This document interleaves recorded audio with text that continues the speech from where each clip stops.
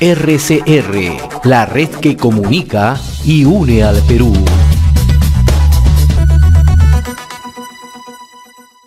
Es grato a esta hora darle la bienvenida al profesor Juan Cadillo León, ¿no?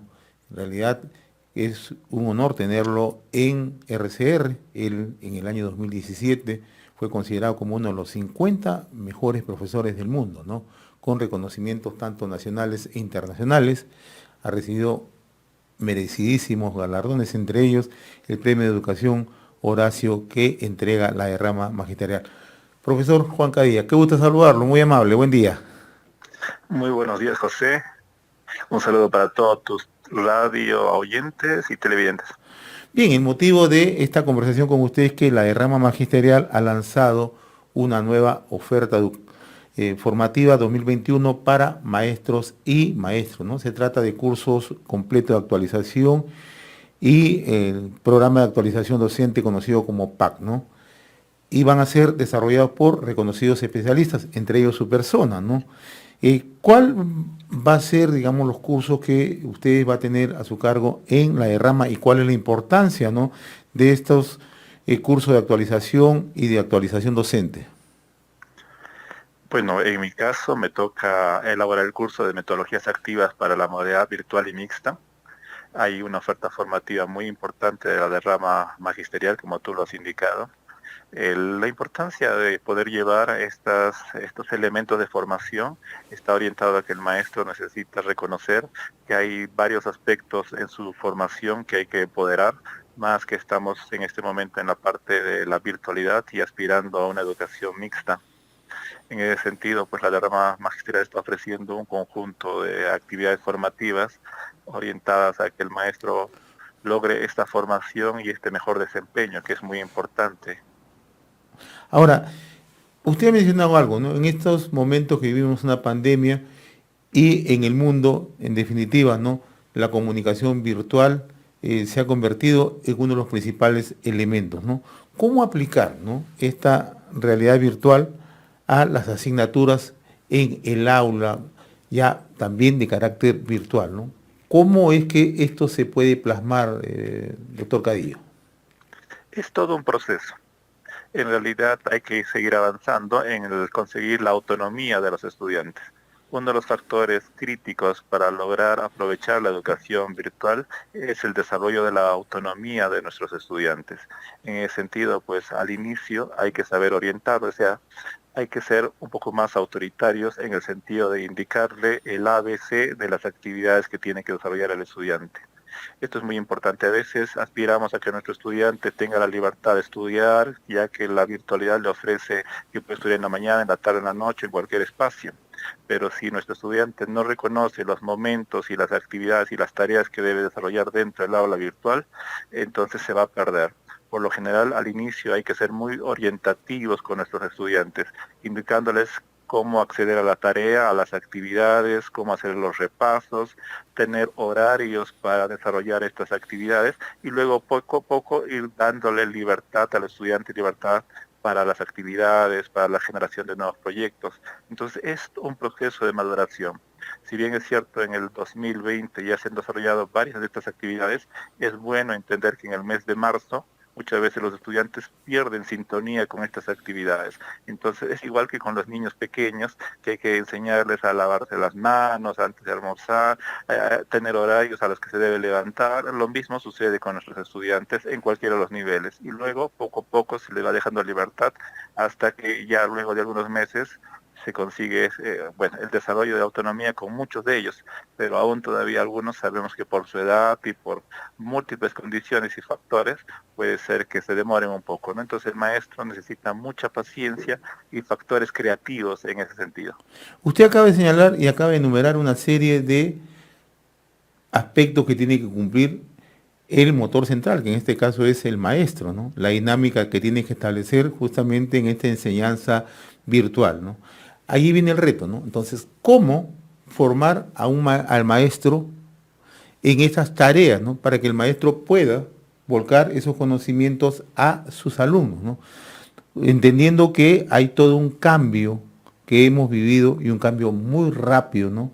Y ese proceso de adaptación de una u otra manera tiene que aplicarse. ¿Cuál es la mejor manera para que el maestro vaya entendiendo estos cambios y de qué manera se pueden establecer los mecanismos para que pueda coadyuvar a una mejora en la educación virtual de los alumnos? En ese proceso hay que tener en cuenta varias cosas. Lo primero es como efectivamente la Derrama está ofreciendo el conjunto de cursos o contenidos que hay que revisar. Entonces el maestro tiene que ser un maestro proactivo, orientado a la formación, a la investigación, a reconocer qué nuevas estrategias le pueden ayudar a desempeñarse mejor. El otro elemento que es muy importante es la capacidad de poder compartir o reflexionar en conjunto. Si bien es cierto, es muy importante reconocer en qué cosas estamos haciendo acertadamente, qué cosas nos falta, pero esta intervención de reflexión entre maestros es muy importante. Lo siguiente es poder reconocer qué elementos o factores se pueden desarrollar muy bien e ir buscándolos dentro de un grupo de maestros que puedan estar liderando estos factores. Por lo tanto, es muy importante ver las actividades. Y entonces, todos estos elementos se desarrollan en comunidad. Y ahí la importancia de que también la Derrama formula dentro de su estrategia la formación de comunidades, ¿no? Entonces, esta es una estrategia que tiene que funcionar a largo plazo. Ahora, usted, el mérito que ha desarrollado es que su formación inició en su natal Ancash, ¿no?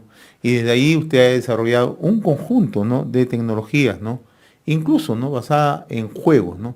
En toda la experiencia que hemos desarrollado en el 2020 y previamente, pero era más incipiente, hemos avanzado en el Perú, estamos preparados justamente para este cambio virtual, para poder establecer esta nueva dinámica de enseñanza, o todavía nos falta, doctor Cadillo. En realidad hay varios estadios. Hay que reconocer que para varios maestros o muchos maestros ha sido difícil todavía entrar al plano tecnológico. Entonces, en realidad hemos dado un salto cualitativo en el 2020, donde los maestros de casi conocer muy poco sobre tecnología se han vuelto relativamente expertos. Hay profesores que se han vuelto líderes en sus regiones y en sus centros educativos. Eso es muy importante. Pero ahora el segundo peldaño ya es, una vez conocidas las tecnologías, es cómo podemos utilizarlas con una mayor efectividad. Y en ese proceso hay experiencias muy importantes, pero están localizadas. Hay muchos maestros que están intentando pues darle vuelta a la forma en que se enseña. Por lo general nosotros concebimos todavía bajo nuestros modelos. Estamos en una educación más tradicional, en la cual tenemos que desarrollar todos los procesos que teníamos que desarrollar en esa presencialidad, pero la virtualidad no se presta para esos elementos. Entonces hay profesores, por ejemplo, que han desarrollado sus propias aplicaciones virtuales. Hay profesores que utilizan esta idea de que los estudiantes utilicen sus espacios libres para crear huertos. Hay profesores que se han implicado a los estudiantes en el uso de las redes sociales para hacer entrevistas, para buscar problemas, para solucionar esos problemas. En realidad hay un abanico de oportunidades que los maestros han ido explotando, pero hay que ser conscientes de que son actividades todavía aisladas. Entonces, en ese sentido, por eso te planteaba el sentido de la comunidad. Es necesario pues que esos maestros vuelquen a los otros maestros para una actividad de reflexión, que funciona, que no funciona, de tal manera que los maestros que todavía están rezagados reconozcan esos elementos y, como todo ser humano, somos creativos, saber utilizar, pero darle un poco más.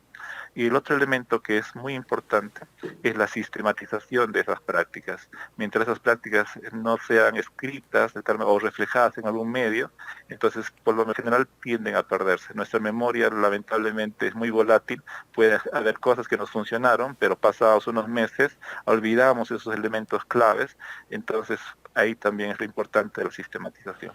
Hemos analizado el tema del maestro. Nos vamos a la otra vereda. ¿El alumno en el Perú está preparado o también es un proceso que va a tomar un tiempo, doctor Cadillo? En el caso de los estudiantes hay que tener en cuenta las edades. en las edades tempranas, es muy importante el apoyo de los padres de familia. Entonces habría que preguntarnos ahí si los padres están preparados para apoyar, y desarrollar o ser acompañante y apoyo para el maestro. En el caso ya de los propios niños, hay que tener en cuenta que este componente, ellos saben manejar bien la tecnología, pero hay el elemento de la madurez. O sea, hay que crear rutinas, hay que darles determinados elementos para que poco a poco se vaya afianzando en esta actividad virtual, porque no es solo simplemente recibir una actividad receptiva, ¿no? Sino es una actividad más de reflexión y luego de aplicación, donde el conocimiento tiene que de alguna forma pues, reflejado en la realidad para solucionar problemas, para generar diferentes tipos de actividades. Entonces, en ese sentido, pues hay una retroalimentación entre profesor y estudiante, ¿no? Ambos tienen que seguir madurando.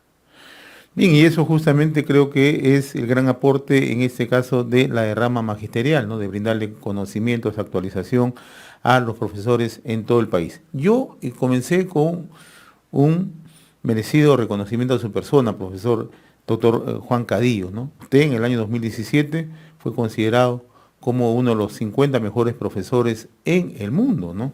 Y esto creo que tiene que llenar de orgullo a los peruanos, ¿no? Pero además sé que usted es una persona incansable, ¿no? Que además permanentemente comunicado, interactúa con la comunidad mundial, ¿no? No solamente ya nacional, mundial. ¿Cómo desarrolla toda esta experiencia que usted ha venido impulsando en los últimos años, por favor? Bueno, en mi caso soy presidente del Fondo Nacional de Desarrollo de la Educación Peruana.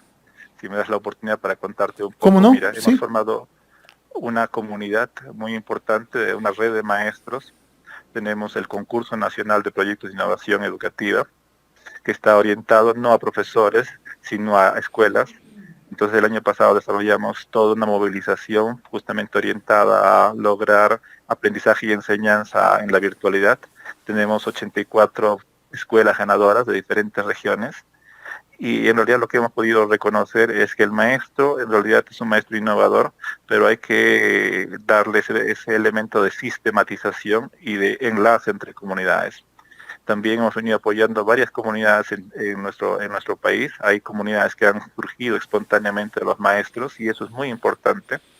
Y lo que estamos haciendo es interrelacionarlos con otro tipo de comunidades. Estamos buscando que el maestro tenga un roce internacional, de tal manera que exponga sus experiencias, pero también a la vez comprenda las experiencias que se van desarrollando fuera.